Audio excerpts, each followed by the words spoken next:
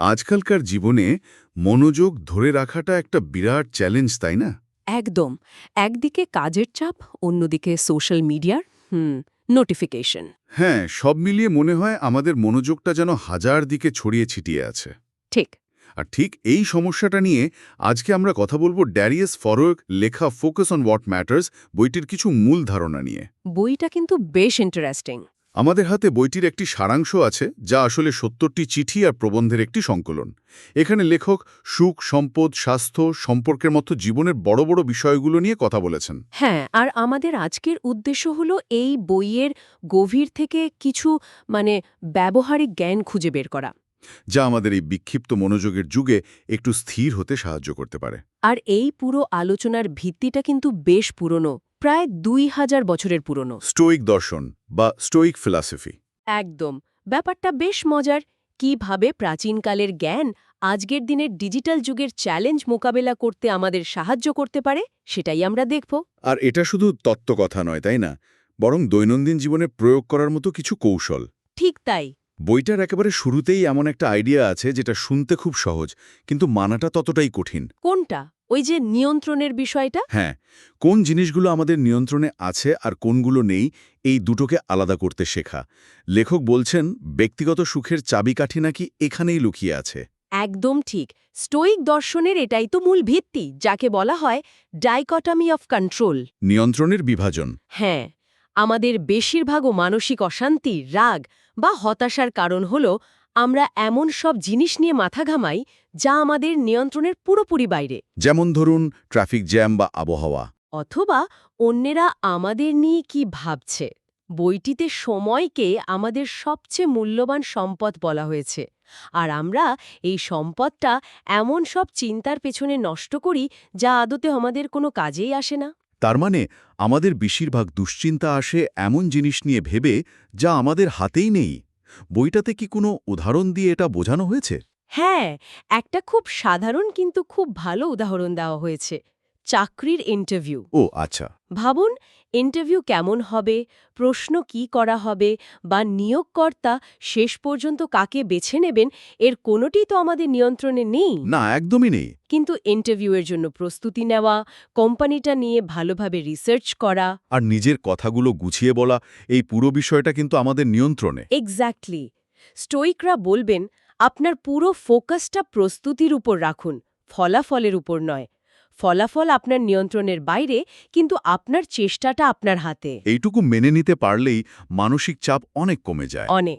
এই নিয়ন্ত্রণের আইডিয়াটা তো বাইরের জিনিসের জন্য বোঝা গেল, কিন্তু আমার মনে হয় সবচেয়ে কঠিন হলো নিজের ভেতরটাকে সামলানো, মানে আমাদের আবেগ, দুশ্চিন্তা, এগুলো। হ্যাঁ, ঠিক। বইটাতে উদ্বেগ বা অ্যাংজাইটি নিয়ে একটা আলাদা চিঠি আছে। আমার ধারণা এই অংশটা অনেকের কাজে লাগবে। অবশ্যই লাগবে, কারণ উদ্বেগ আমাদের জীবনের একটা অংশ। বইটির মতে উদ্বেগ পুরোপুরি দূর করা হয়তো সম্ভব নয়। কারণ জীবনটাই তো অনিশ্চিত। ঠিক, কিন্তু এটাকে নিয়ন্ত্রণ করা সম্ভব। এর মূল কৌশল হল আবার ওই নিয়ন্ত্রণের ধারণায় ফিরে যাওয়া। মানে? আমরা যখন কোনো ফলাফলের উপর খুব বেশি আসক্ত হয়ে পড়ি বা অন্যের মতামতের উপর নিজের সুখকে নির্ভরশীল করে ফেলি, তখনই উদ্বেগ বাড়ে। ও আচ্ছা। লেখক বলছেন অন্যের অনুমোদনের খোঁজ না করে যখন আমরা নিজের কাজের উপর মনোযোগ দিই, তখন মানসিক শান্তি ফিরে আসে। এর সাথে সম্পর্কিত একটা মানসিক কৌশল আমার খুব মজার লেগেছে।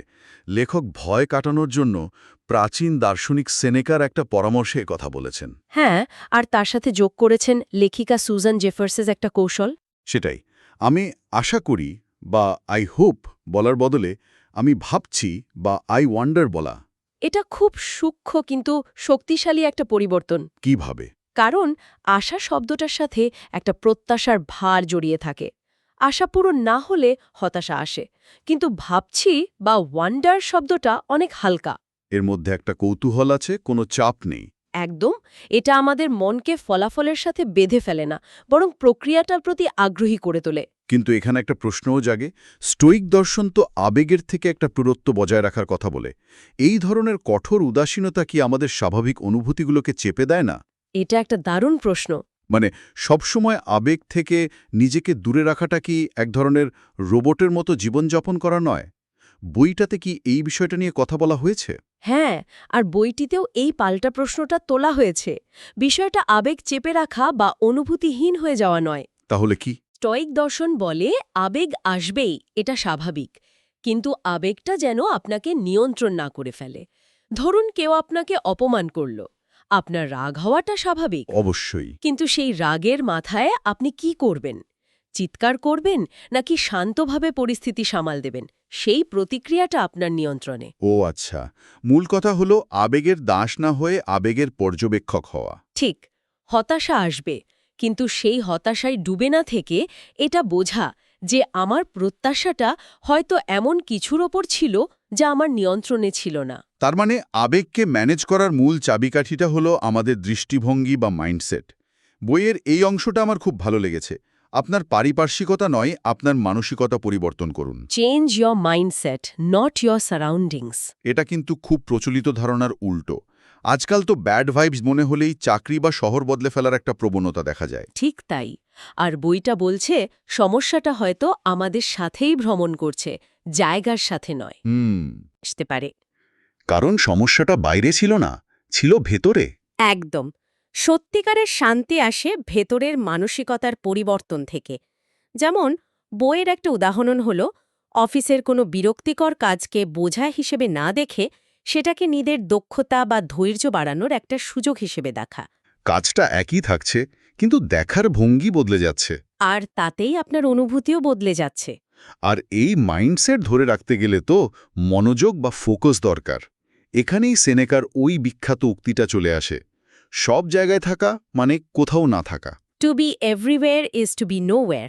আজকের মাল্টিটাস্কিংয়ের যুগে এটা বোধহয় সবচেয়ে প্রাসঙ্গিক। আমরা একই সাথে ইমেল চেক করি, ফোনে কথা বলি আর রিপোর্ট লেখার চেষ্টা করি, কিন্তু দিন শেষে কোনো কাজই ভালোভাবে হয় না। আর এই মনোযোগ বাড়ানোর জন্য সবচেয়ে শক্তিশালী হাতিয়ার হল আত্মপর্যবেক্ষণ। Self observation. হ্যাঁ, আর এর সেরা উপায় হল জার্নালিং। রোমান সম্রাট মার্কাস অরেলিয়াস তার বিখ্যাত বই মেডিটেশনস কিন্তু প্রকাশ করার জন্য লেখেননি। ওটা ছিল তার ব্যক্তিগত জার্নাল, নিজের চিন্তাভাবনাগুলোকে বোঝার একটা উপায়। বইয়ের লেখক ডেরিয়াস ফরো তো নিজের একটা দারুণ উদাহরণ দিয়েছেন, তাই না? হ্যাঁ, তিনি দেখিয়েছেন কিভাবে জার্নালিং তাকে একজন ভালো ট্রেডার হতে সাহায্য করেছে। তিনি দিনের পর দিন তার ট্রেডিংয়ের সিদ্ধান্তগুলো জার্নালে লিখতেন। তারপর? কিছুদিন পর তিনি একটা প্যাটার্ন লক্ষ্য করলেন।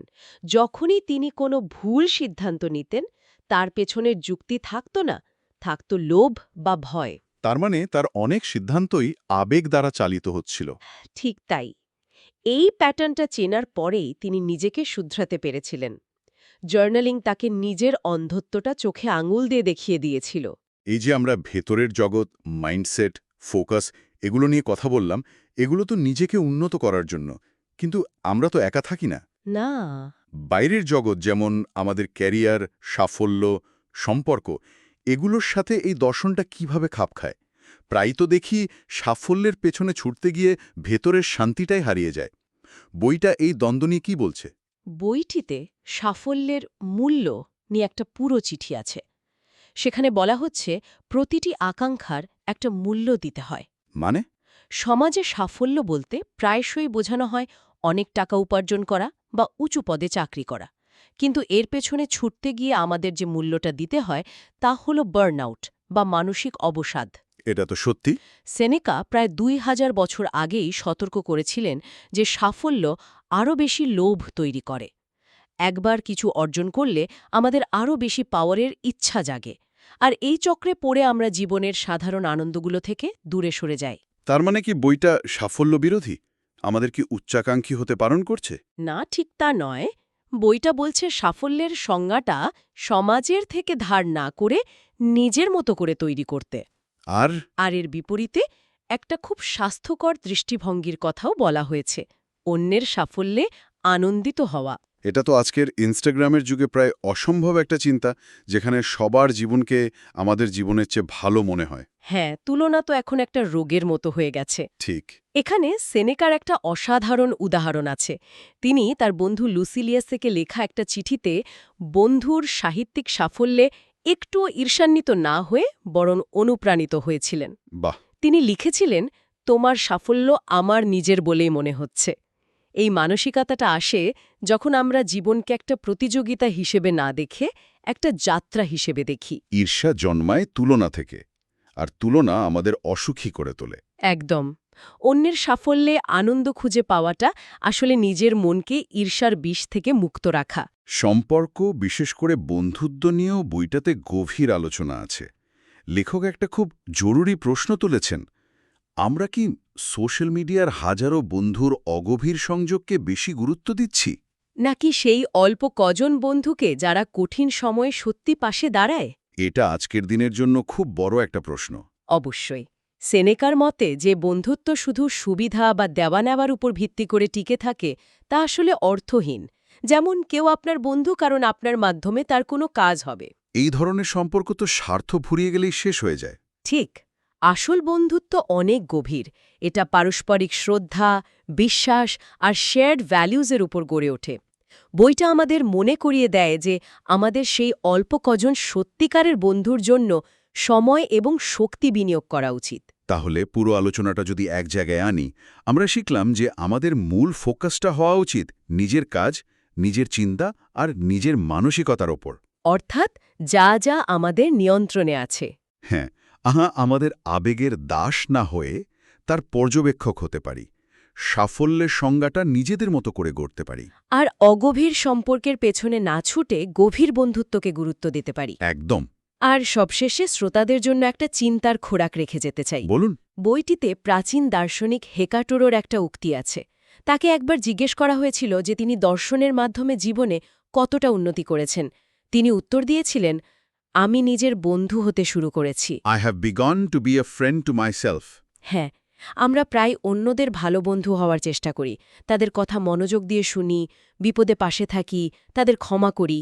কিন্তু আমরা কি নিজের সাথে একই কাজগুলো করি? আমরা কি নিজের ভুলগুলোকে ক্ষমা করি? নিজের প্রতি কি যথেষ্ট দয়ালু? নিজের সবচেয়ে ভালো বন্ধু হওয়ার জন্য আমরা ঠিক কি করছি? এই প্রশ্নটা নিয়ে হয়তো ভাবা যেতে পারে।